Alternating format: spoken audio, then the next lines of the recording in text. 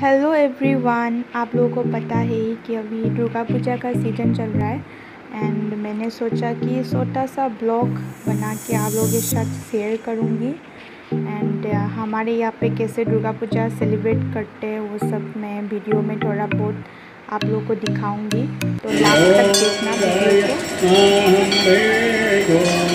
को।